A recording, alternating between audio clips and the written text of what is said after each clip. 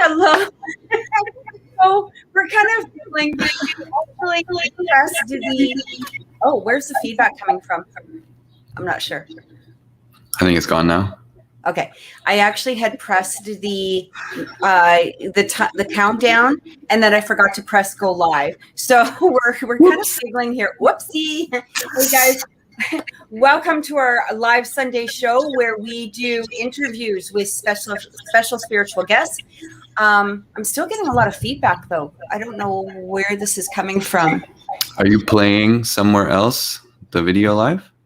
Maybe on Facebook, possibly, but it's not showing up on my screen. So, Seems okay now, but I did hear it a little bit too. Yeah.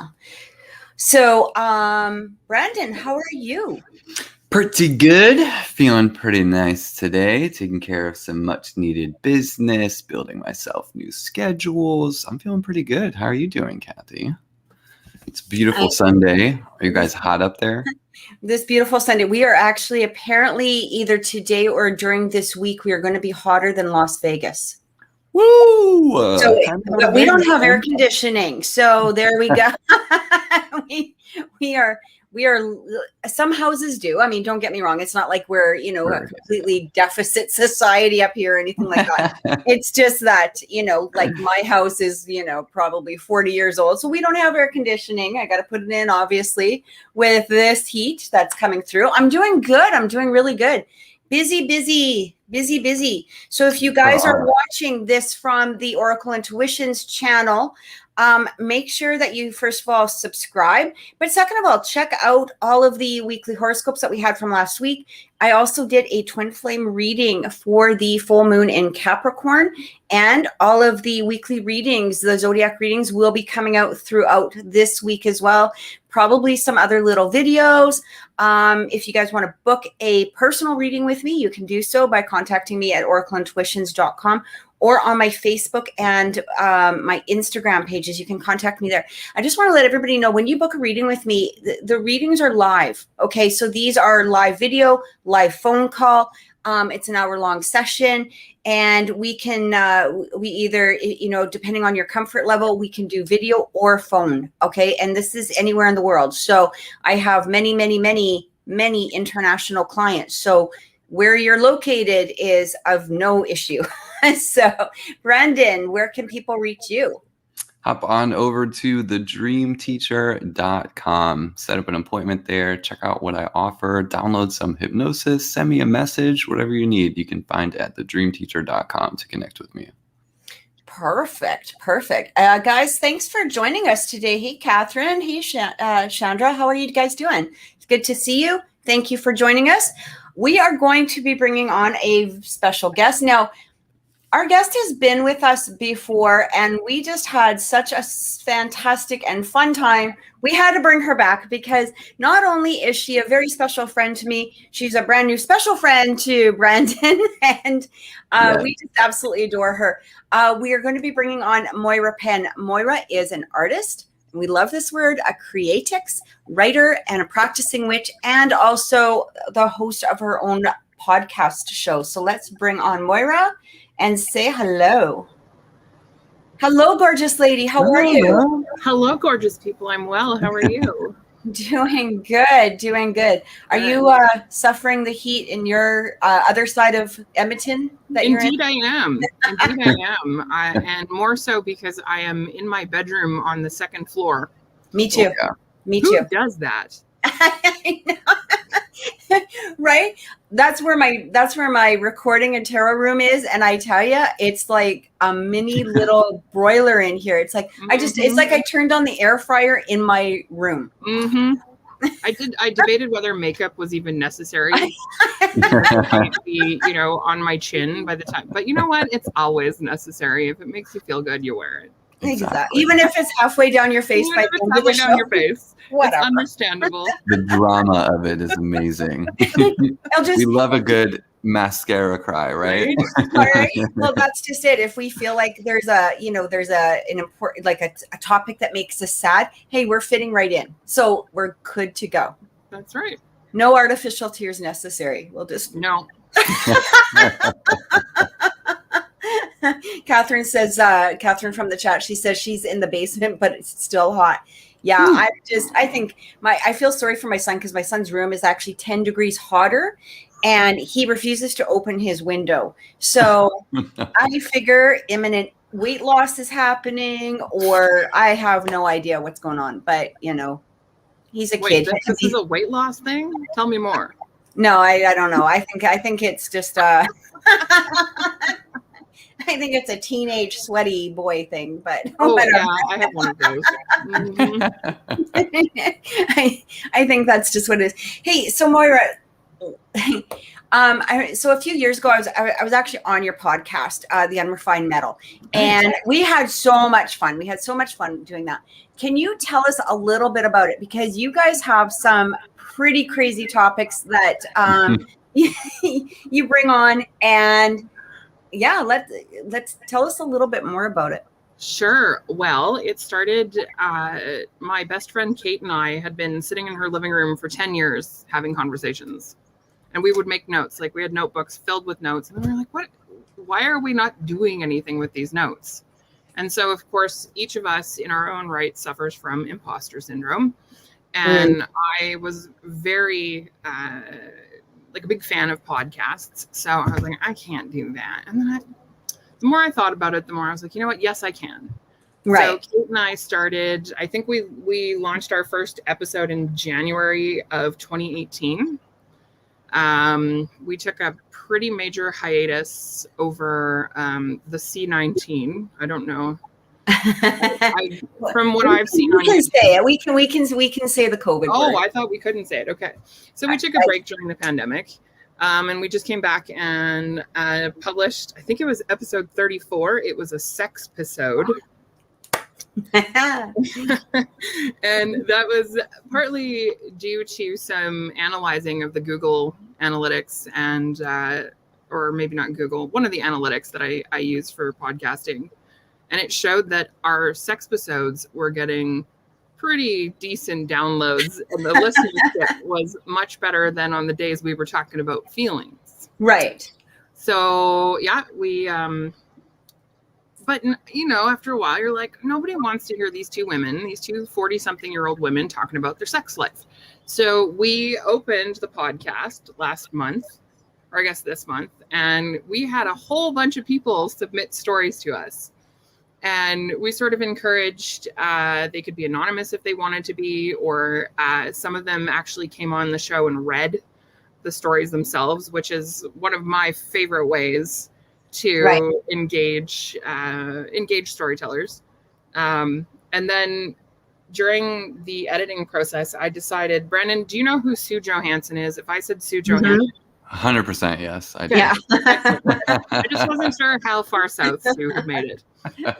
But I've decided that she is the patron saint of all our sex episodes. So it's a pretty good indicator of an upcoming sex episode if patron saint Sue is flashing on the webpage. That kind of thing. So this current episode is like vacation stories, because I think many of us in Canada and around the world, we're really missing being able to travel. Yeah. So we thought we'd ask people to sort of go back into their own archives of travel and tell us some stories. So we've got some really good stuff. Recording another one tonight with a pal. Yeah. That's right. So that's what this episode is going to be about, is the travel, or that was last week? Nope, that's this one coming. Okay. The one that'll be published in July. Is it about the sex you have while traveling? Would you like to read a story? Always, yeah. How was Hawaii, Brandon? But, I mean, it's like we have plans for the next 4 months for themes. So those will be on the website, which is unrefinedmettle.ca. Or Brendan actually put it into the chat, guys. So if you forget what it is.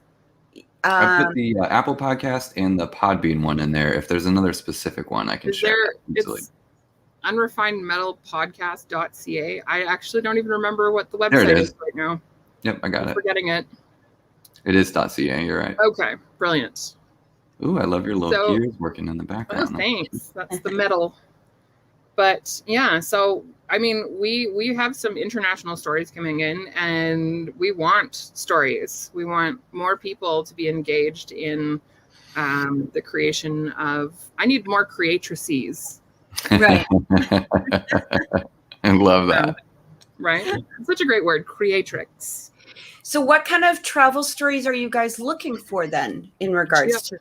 I would say just about anything.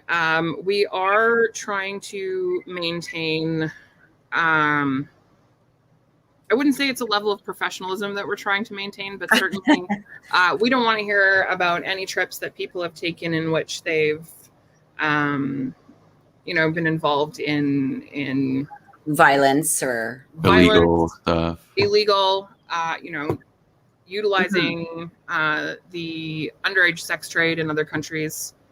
None of that. But like the other night, we recorded a couple of like terrifying travel stories. And I believe the little bit I know about the one that we're recording tonight is it's a very funny story about what happens in Paris. So, yeah. I've definitely got some interesting travels. I mean, I have been traveling since birth, and there have been some amazing revelations and divine moments. And these were like moments that convinced and showed me like, oh, you are connected to something.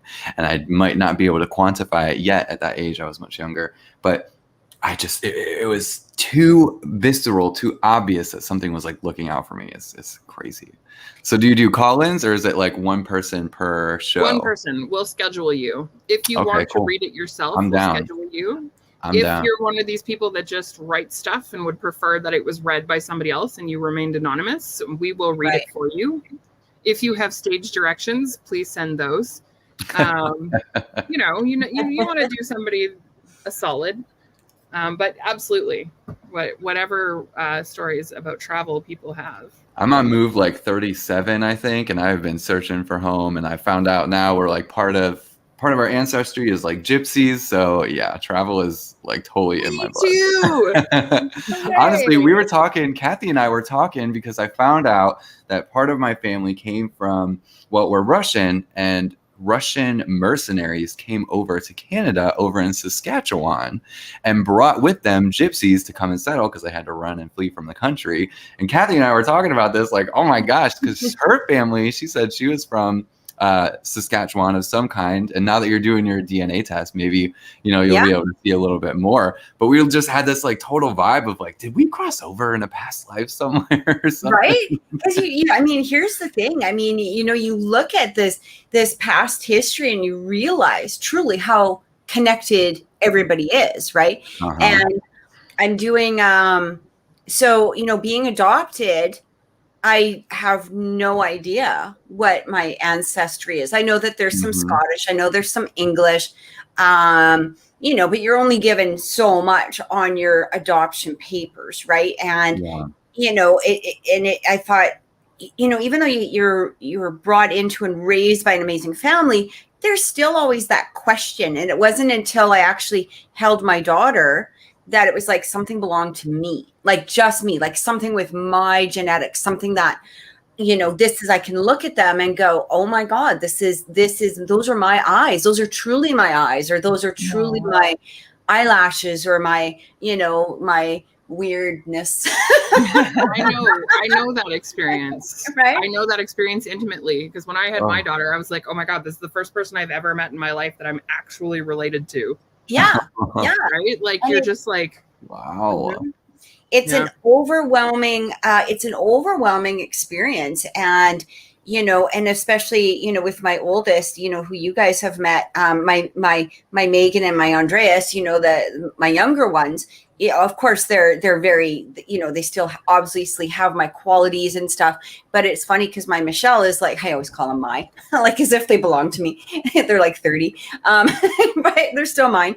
But there's so many, like, there's times where we think alike, act alike, behave alike, like look alike, all of these things. So it's just wild to see. And now that, so she actually got me the DNA test for Mother's Day, and it's supposed to be done on the 14th, I believe, of July. Yeah. So it's going to be really interesting to see. And then you don't know, like, what if there's family in my city? What if, like, I get so nervous doing those things, but my God, I feel like that is just it's amazing to see and connect and feel.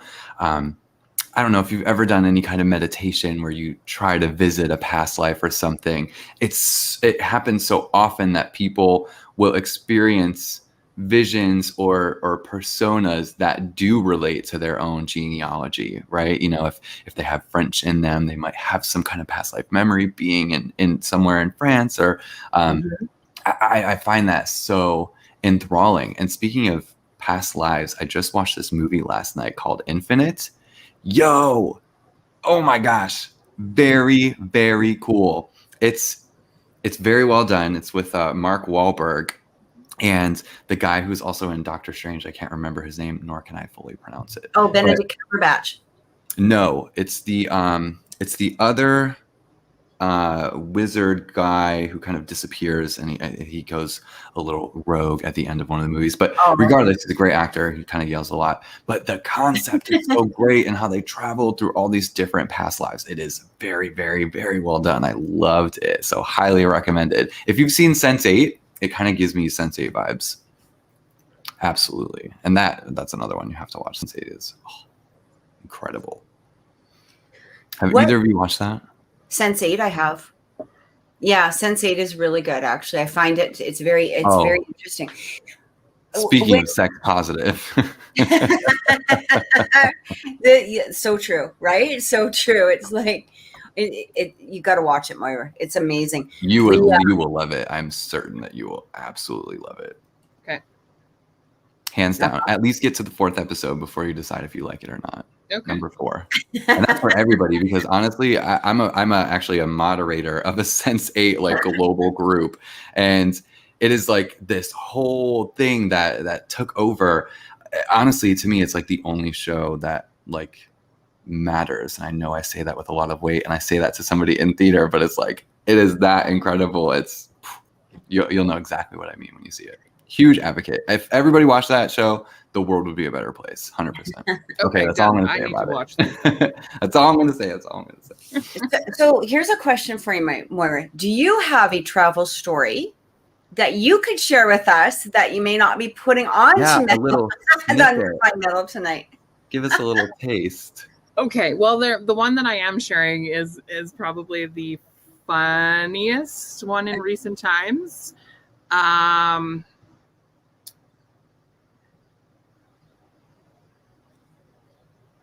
So my dad is from Ireland, and of course, you know that when you're from Ireland, or even, have Irish ancestry, you're related to a lot of people. Right. And we traveled to Ireland for a second cousin, twice removed. I forget how it works. But we traveled to Ireland for her wedding. And we missed the registry office ceremony, but that was okay. And then the sort of, they did some type of, I believe it was a exchange of vows up by a castle. So everybody just sort of tooled up in a convoy from, I think we were in Cork City for that. And so we're at this hotel or this castle, and I went to get out of the car, and it was in Ireland at the time. Cars were very compact. Those roads in Ireland are they are so cool to drive on, but they are so terrifying. But anyway, I remember, I think I was 10. I think I celebrated my 10th birthday in Ireland. But I went to get out of the car, and it was so low to the ground that I just put my hand down. I don't know what I was doing, but I put my hand straight down into stinging nettle, which I had never experienced in my life.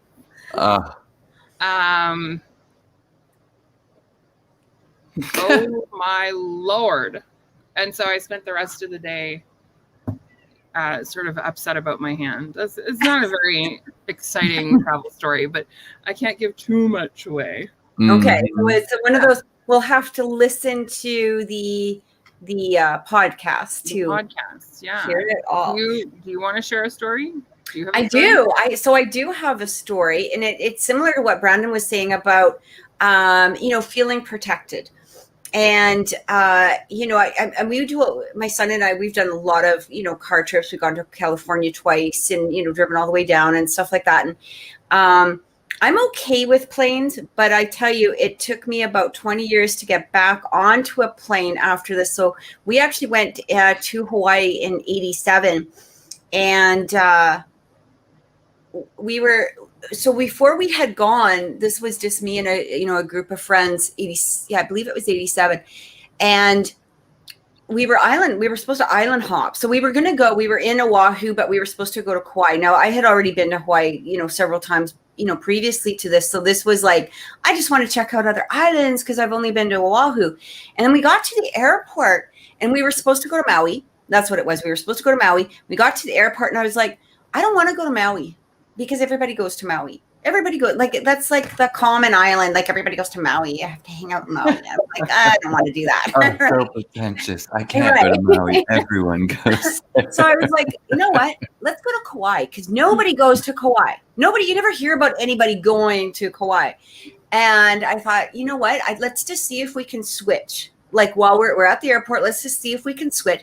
And they were like, yeah, absolutely. I think it's just a 20-minute wait or whatever it was, like something really minor before the next island hopper. So we just switched our tickets. We went over to Kauai. We had an amazing, it is such a beautiful island. Anybody gets a chance to go. But it was funny because, just a little off topic, when we were there, we were on the tram, and our tram driver, if one of the things that I am terrified of is sharks. Like, that is my phobia from hell, is sharks, because I live in a ground surrounded city without an ocean for miles and miles and miles and miles around. But anyway, we were on this tram, and our driver was actually, he used to be a helicopter tour guide. And we were asking him, how come you don't do the helicopters anymore? And he goes, because I just about had a heart attack, and I decided that the ground is much safer, because when you're up in the air and you're looking down on the islands, you see human, shark, human, shark, human. And he goes, when you have a 5-year-old in your helicopter and you see the surfers and you see this big black mass heading towards the surfer, you don't know if that surfer is going to go under, or if the mass is just going to go under him and forget about him. He goes, but you explain that to a 5-year-old, and you're like, oh, let's look over here. Look at the pretty flower. Look at the pretty mountain. And they're like, no, but look at that shark. That's a big shark. That's a shark. And he's like, enough. I couldn't do it. Anyway, we got back to Oahu. We had a great time. Get back to Oahu, and we get to the hotel, and all the hotel people are like, hey. And we asked, is there any messages? Oh, you're from this room? And we're like, yeah. Like, give us our message. And they just kind of handed it to us like, okay. And we get up to our room, and our roommates are crying. The girls that we had, come on this trip with, because it was just the two of us that went to Kauai. And there was actually 4 of us that had gone on, the trip to Hawaii. And they're like, we walked in, and they were just like, their eyes were big, and they were like, what the fuck? And they were crying, and they were like, call your parents. We're like, what the hell is everybody like going on about? Turns out that the island hopper going to Maui had the top ripped off, and they actually, a stewardess was sucked out. There was a lot of injuries, but I think it was only the stewardess that had died. But of course, nobody knew at that point. So they all thought that we were on this plane. And here we were, completely oblivious to the whole thing, until we got back to the hotel. Nobody told us a thing. There was nothing in the airports about it, nothing. So Wow. I feel like here I was in the airport saying, no, I feel like I cannot go to Maui. I don't feel like I can't go to Maui. I want to go to Kauai. I feel like that was my spiritual, Mhm. Hopefully it like wasn't like a Final Destination episode, but Right. 30 years, so we're good. But Well, it became real, right? It became tangible and very clear. Like, oh, something that is intangible is affecting my physical, tangible reality. That's such a big moment for anybody who is spiritually aware. That's such a profound time, I think, in everybody's life. It is that bolt of lightning, realizing that how protected you truly are. And the only thing is thankfully this was still in the 80s where you could get, pissed drunk and still get onto an airplane to go home, because we had to come back to Edmonton. And the only way that you were getting me back on the airport was like incoherently. So that's pretty much what I did, thankfully. But that literally happened to me yesterday. I was driving out. We were going to go out and hang out for late dinner. And I just get up to the intersection. And for whatever reason, the sun was kind of in my way. And I did not go as soon as the light turned green. I stayed for a second back. And I started to pull up. And somebody just not paying attention breezes right through the light. Like, it was that close. My passenger was like shaking, freaking out. His heart had skipped a beat. And I was very clearly pissed off about it. Like, I hate ignorance on the road, but it was literally like something just pulled me from going directly as soon as the light turned green. Thank God it did, because I literally could have been dead last night. That actually, here's the funny part that you say that, because this happened on a way back from Moira's house one time years ago, Moira. This was, Jesus, what were we doing? I think we had an Edmonton paranormal meeting that night or something, and it was at your house, Moira. And I remember Dre and I were coming home, so I had my son in the car, and the light had turned. It was weird because we were driving down the Yellowhead. For people that don't live in Edmonton, you probably have no idea what we're talking about. But I'm driving down the Yellowhead, the highway, and there was suddenly a coyote in the middle of the highway. And I slowed the car down by, like just enough for like a few extra seconds maybe. And I said, because the road was empty at this time of night, and I said, Dre, look at the coyote, like he's so close, and we kind of gazed at it for 30 seconds or so. We continued going, and we get to one of the turnoffs that we had to take, and literally that 30 seconds, if we had gone through the light at that moment with that 30 seconds, this truck came through barreling at probably a good 100 kilometers per hour and would have smacked us, just like we would have been destroyed. And we had stopped just that amount of time to gaze at this coyote. We were just about to go, and this truck just went through. So look what you've done, Maura. See, we got all sorts of travel stories and apparently evading death all the time. Mine, the one that I'm going to be telling on the podcast, is also evading death, but it is in a funny way. Oh, that's good. The story I want to share with you involves houseboys, chimpanzees, Florida, and $20. There you go. There you go. Are you intrigued? Are you intrigued? You're going to have to join the podcast tonight or write it in there. How do people submit things to you, Moira? What is the best way for them to do that? What we're doing right now is we're just getting people to email us, unrefinedmetallpodcast@gmail.com. Okay. And that's where they just send us, they say, we have this story. Sometimes it's included. Sometimes they say, we want to be on the show reading the story. And then we have, I don't know what we're going to call her. Let's call her production manager. We have a production manager who will help get that scheduled. So. Beautiful. Yeah. Beautiful. Now you were telling me before the show, you had taken a particular course that you wanted to talk about today as well. Yeah. So I'm on the board for a theater company here in Edmonton. And as part of our professional development element, we took anti-oppression training. Oh, okay. Which I was like, now what is this? And honestly, it just blew my mind, Brandon and Kathy. Like, it blew my mind that I could take what I was learning and literally in real time in my head, I could weigh what I was being taught against some of the places. And this was specifically as it relates to creating an anti-oppressive workspace. And more specifically, it was for creating that for artists, right? Because of course, without going into too much detail, there are some issues in the Edmonton arts community that require some intervention. And the company that I am on the board with is doing a fantastic job of embracing trainings and teachings. And sort of the biggest takeaway from that whole training for me was this wheel of power. It was called the Wheel of Power and Privilege. Okay. And I'll find the link for it and send it to Brandon really quickly here. But it has power in the middle, and then it has a 1 ring, and then 2 ring, and then 3 rings.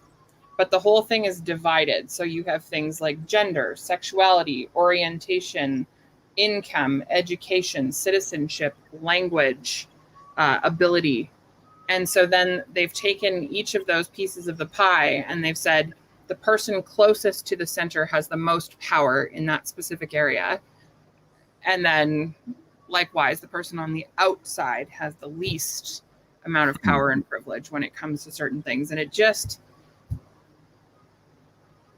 think it really shook me to go back into sort of my career history and think about all the oppressive behaviors that I witnessed, that I experienced, that at the time I didn't have a word for.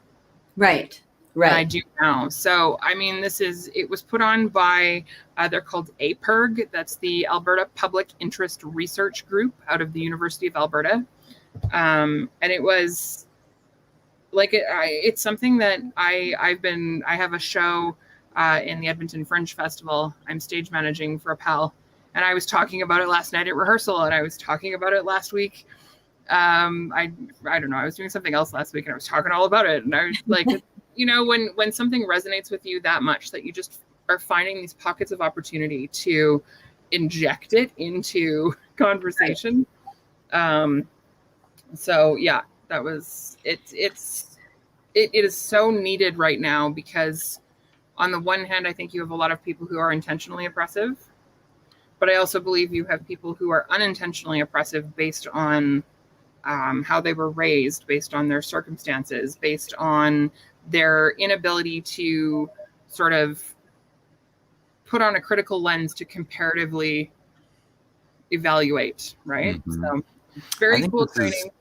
This is huge, because I'm seeing a trend right now. I feel like we're going to continue to see it. There is a big transition happening in the general workforce, and the way that people are working, employed, how they're treated, how they're hired, etc. It's huge. I mean, it's to the point here in the States where I see a lot of more conservative people complaining about how, everybody, they don't want to work. They just want handouts, blah, blah, blah. And you have the other side who's like, you know what? No, we're kind of sick of being treated like shit and working to the bone for not even a livable wage. And so a lot of places here, and I see it everywhere, at least here in Texas, I saw it in Cleveland where I was, there are for hire or hiring signs everywhere, all over the place. Nobody is working these jobs anymore. They just don't feel that, they're being treated well. And I think we're going to see quite a big transformation in just the workforce or the workplace in general.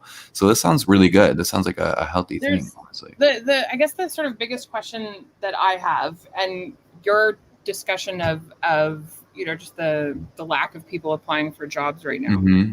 So we've had 18 months. A lot of us have had about 16 to 18 months where we've had no full-time employment, right? Mm-hmm. Yeah. So how is it that there are so many of us who have had or have carved out these opportunities to self-reflect and then to come back and say, I'm taking accountability for this past action by, I'm taking these steps to rectify a behavior, or what I'm saying? Like, how is it that employees are finding these opportunities to learn more about setting these boundaries, but employers are just like, meh, whatever, somebody will come along eventually. So sorry, we can't open the pizza joint until we have, 6 people on staff. Like, where is the disconnect? That's a really, really good question, because they also had to go through, 18 months of a lack of whatever it was, whether it's slower business, less than whatever. Everybody got a hit for however long, that's dependent on if you were, what's the word? Essential or not, right? But I feel like my theory to this question is the employer themselves, they do operate a little bit of a different mind frame, right? It's more capitalist focused. It's more, positive and negative, debits and credits, etc., and them viewing people as assets. And now they have to also view them as liabilities. What if my employee gets somebody sick, that comes back on me, etc.? It does seem like there's more of a disconnect with the humanity of the employees, because it's been drilled into us to be like, hey, your neighbor, they could be sick, they could be bad, right? So we have to be accountable for them, because if somebody gets sick in my store, I'm held responsible and liable. So I could see bigger walls coming up with that more capitalist frame of mind of like, I need to protect my investments and not be a liability. Well, and I mean, it goes down to, I think that there obviously needs to be this expansion, let's just say, of all-inclusive employment. I mean, basically, we have to get rid of this. I only hire females. I only hire males. I only, black, white. I mean, obviously, this it needs to be based upon experience, qualifications, who is right for this job, based upon what they can bring to, a place of employment, obviously. Or do they have that ability to be able to be trained for the for this employment, even if maybe perhaps they're lacking experience, but they've got this great personality and they're going to be an obvious benefit to, and they get along with everybody. But I do feel like, I mean, one thing that we have seen throughout this year, unfortunately, is a lot of this, I want to call it the cancel culture, right? Where as soon as something happens, it's a huge group that is jumping on top of whether it's an employee or a person, a website, whatever it is. And immediately there's no recourse for that person to explain the actions or explain what happened or to give that other side of the story, no matter what it is, because of this this huge, massive cancel culture that has jumped on top of them. And I mean, there's always that their side, your side, and the truth. And people aren't allowing the both sides to come out and be explained anymore. It is literally just taken as, well, I don't like this. They said this to me. Bang, boom, that is it, done.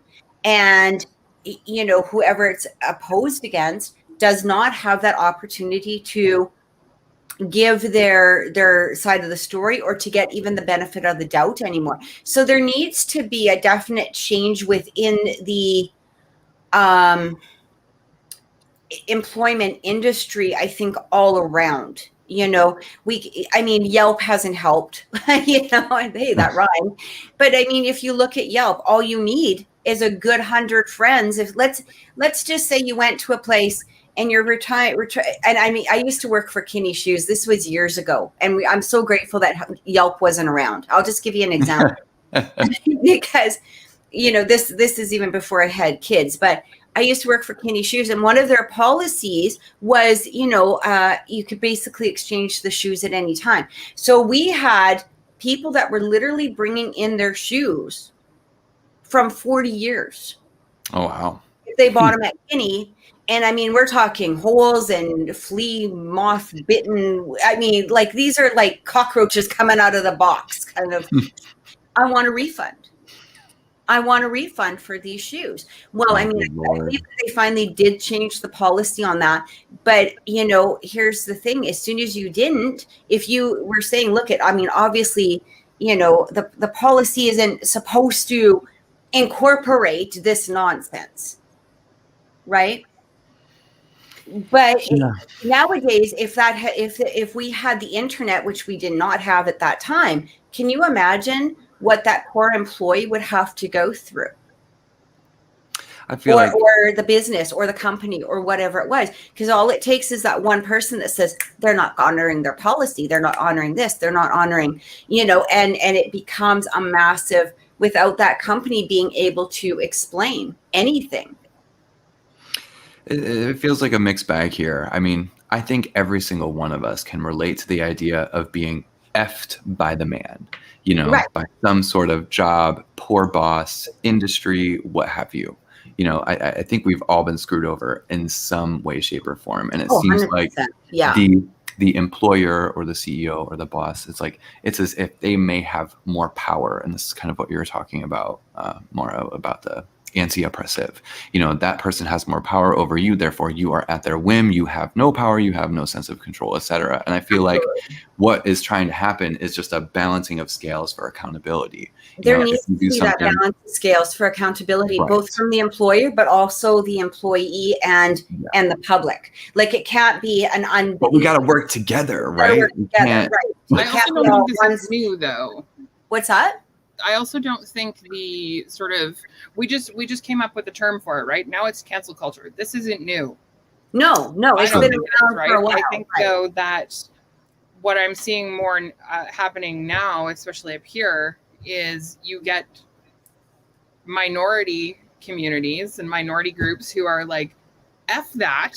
We are not putting up with this anymore. We are fighting back.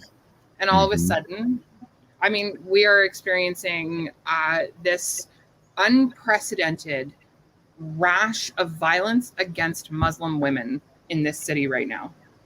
Really? It's bananas. They are being attacked.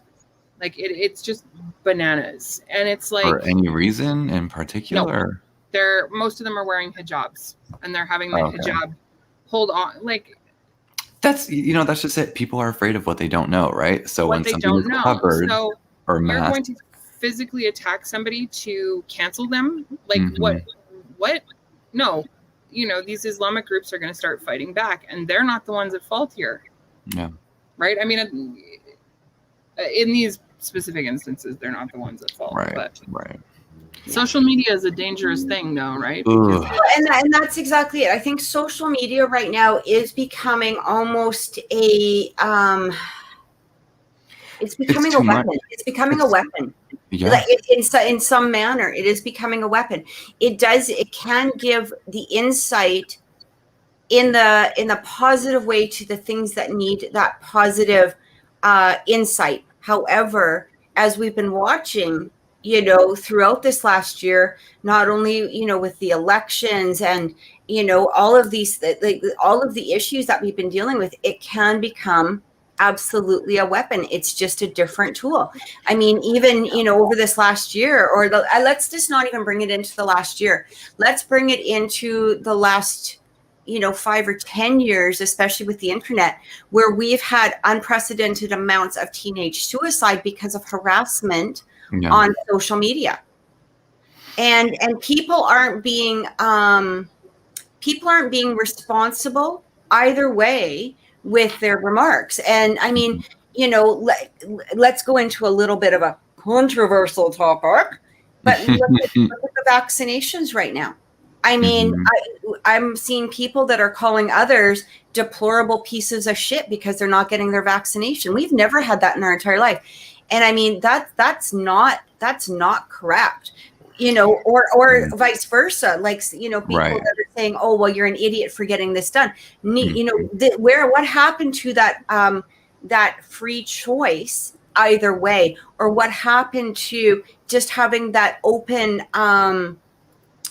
dialogue instead of just jumping. Nobody's listening anymore. We just have to get our opinions out and damn everybody if they're not listening. And I feel like, in general, the internet isn't being responsible, or the people on the internet are not being responsible. Say we three on social media. Right.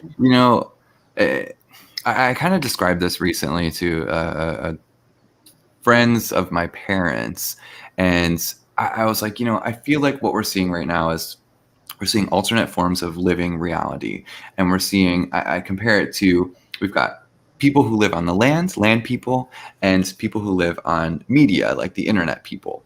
And so you can feel where they're grounded. You can feel the energy of where they're grounded. If you're, kind of psychically tuned in or intuitive, right, another land person when you feel them. You know what I mean? I love that term, land person, right? They are of the earth, they are here, they are fleshy, and they are flawed, and they are beautiful, and they are, maybe stubborn or whatever. I'm not saying that it's all good or bad. It just is. Then you have people who live on, that little media world or the internet world, which is all more intangible. It's information based. These are some of the smartest people that I know, some of the most networked, some of the most connected, but there's still that bit of separation from bringing things real and tangible into the earth. And so we're seeing this split, these two different spheres of living. And it's like we were both for a little bit, and now we're like slowly separating more and more and more, where people are kind of dividing themselves into which layer of reality really that we're kind of living in. It's so interesting to observe, and especially to be part of both of it. It's kind of cool because you get all the different, I don't know, I'll look through my social media feed and I have everyone completely opposite and meshed, and I've got the haters of one side, the haters of another side, lovers of both. It's interesting to see all the that's like the my Facebook ground. Too. I have like it's all over the place, and I feel like yeah, we should be living in those middle grounds. You should see opposing points of view. You should see each side of the coin. Maybe that's like all the Gemini in my chart thinking that way, because I like each side of a situation, or especially a confrontation. Like, I will absolutely listen to both sides. No, and I think you make a very good point that being able to glimpse sort of, especially in things like politics, religion, right? Like the more divisive content that you come across on social media, where people are, they really are one side or the other. But my challenge for people who love that, I don't know, it's just not something I'm necessarily prone to do, is I'm not going to jump into something, I prefer to just sort of sit back and watch it happen. Yes. So, I mean, it's even created that voyeuristic see it evolve where it's going to go, right? Right. So it's kind of, there are times when I'm learning, right? Like, I'm developing this voice, and I'm like, no, you know what? That was a totally inappropriate thing you said. But I, Kathy and I have a mutual friend who I spanked hardcore. I think we both did that day very, very loudly. I had a lot of people. I had a lot of people come to my rescue. Yeah. And I'm so blessed to have that many people who just jumped on him, and I just kept going in this sort of spirit of teaching, and I was very calm, and I was writing paragraphs, and he was just getting more and more defensive, and why don't you just go create a Facebook group and hate on me in private? And I was like, what? What? So in those cases, I feel the need. Sure. But I don't, but sometimes I like being a voyeur. That's really great. That's great advice, honestly. It's like, if you, one, are uncertain yourself, or two, if you're afraid of, voicing your opinion and you don't want to cause offense, sitting back and just watching, it will let you absorb that much more because you're not as fully attached. We can all agree that we can give the best relationship advice to somebody, but the minute that you're feeling those exact emotions, you don't know what the hell to do. It's a total different scenario when you're feeling it all. Yeah. So that's great advice. Sometimes taking that step back, you can see it evolve and actually clear itself on its own by not participating. So all of a sudden you can sometimes watch those discussions and you're like, look at, you know, and you're sitting back and watching, and all of a sudden you're like, oh, they're actually viewing and they're seeing each other's point of view. How beautiful is this? Now they're having that understanding of what this person thinks and how they feel. It may not be a complete agreement, and that's perfectly okay. But it's that it's watching them open up to the listening as opposed to the just participating. Yeah. You're speaking to my soul, Kathy. You're speaking to my soul. My God, when people come together, I don't care what it looks like, as long as it's not doing harm to people. When people come together, and then if they have a realization with each other, oh my God, I'm in love, pure love. a lot of it really is truly removing that part of that ego too. We have to remove that ego and really look at somebody's, you know, point of view, or look at where, you know, very similar to what your class, Moira, where we look at oppression. I mean, let me look at this person's point of view and see what their perception is towards their situation or the issue of this topic. Let me have a deeper understanding where they may be coming from. Yeah. Well, then the message, of course, is that in order to dismantle these oppressive, systematic, abusive kind of environments, behaviors, organizations, you need to intimately understand how it got there. Right. So you have to kind of put on your second and third skin in thick mode, and you just have to be like, okay, you know, and I mean, the thing that I always say is that when I'm sort of looking at something through a critical lens, if there's the chance it might impact me negatively, I always think, okay, so this is coming from somebody who is working from a place of ego or working from a place of self, right? And then I get to sort of, but I mean, that in and of itself is a lot of work, right? You have to sort of have that lens constantly, but it's good training. This is incredible. And just to kind of tie everything in, this is what spiritual work looks like, making it real, you know, the sources, the morals, the connection and lens that you have, Maura, and bringing that to a tangible, real thing that's happening for all of us all the time. You know, we all have to have a job in some way, shape, or form. This is transformation, and transformation is essentially a spiritual component. Is what we're doing constantly with our clients when Kathy and I, you know, work in a psychic capacity. We're allowing that space for transformation. We're showing them different insights. A very Plutonian energy, very Pluto word that I kind of associate that with. But it's huge, and that's exactly, you know, the generation that I feel is coming up right now. That would be the people, I can't remember the years, but it's a Pluto and Scorpio generation where we're kind of dismantling all the stuff that didn't work, and now, you know, we got to rebuild in a better way. And so this is that spiritual work. It's that intensive introspection. It's that the review, the digging up the crap and you know, replacing it with something better. This is that kind of stuff. So I just wanted our listeners to know, you know, it might look like politics, or it might look like, you know, rules or something boring, but trust me, this is the deep stuff, and this is the stuff that matters. And this is the stuff that is going to carry on and help rebuild and restructure generations. If we can, again, remove the ego from whatever perspective you're looking in on, and have that understanding towards each other and moving forward. Yes. Yeah. Maura, you always engage us with such deep conversation. I love it. Sorry, I was taking tons of notes. No, that's great. Yeah, we appreciate it. I hope you'll come back. We love having you on. We love having these conversations with you. You always enlighten us in some miraculous way. I am always enlightened by you too. So I love being here. So thank you. And I appreciate anybody who sits through and listens to me pontificate about the various things that I'm passionate about that are perhaps somewhat,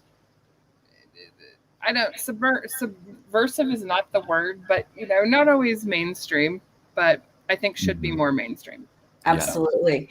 So Yeah. I'm just going to contact you or to listen to the show. Again, the Unrefined Mettle, guys, we did put it into the chat comments here. Make sure you check it out because honestly, it's such a good show. It is such an amazing podcast. You gotta listen. You gotta take that time and immerse yourself into it. I'm using the word immerse, just like you. I am a copycat today. It's a labor of love. So anybody who listens to it and reaches out is, we're so excited to talk to people. So yeah. Thank you so much for being on the show. Brandon, where can people contact you? thedreamteacher.com. Shoot me a message, send me an email, set up an appointment, all at thedreamteacher.com. Perfect. And if you guys want if you guys want to book me for a reading, make sure you contact us on Wednesdays or watch our show on Wednesdays at 6:00 p.m. for our free readings where Brandon and I go on and we do free readings for our viewers. However, if you want a personal reading with me, you can contact me at oracleintuitions.com or through my Facebook and Instagram page at Oracle Intuitions. Don't forget to watch the weekly zodiac readings that will be coming out starting tomorrow morning. And make sure you subscribe to the channel, guys. Your support means the world to us.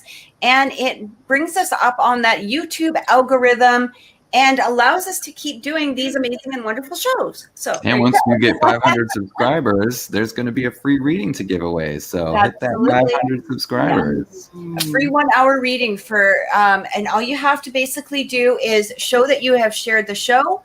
Send me the screenshot of sharing, something on my channel.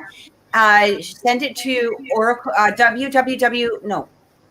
Okay, let me start that again. Send it to oracleintuitions1111.com. That is my email. Send me the screenshot. Your name will be going into a draw for a live reading. Okay? This will be an hour-long reading once we get to 500 subscribers. So thanks again, Moira. You have an amazing night. Thank you both. Love you both. Love you. Be safe. Take care, hun. We'll see you soon. Bye. Bye. Once.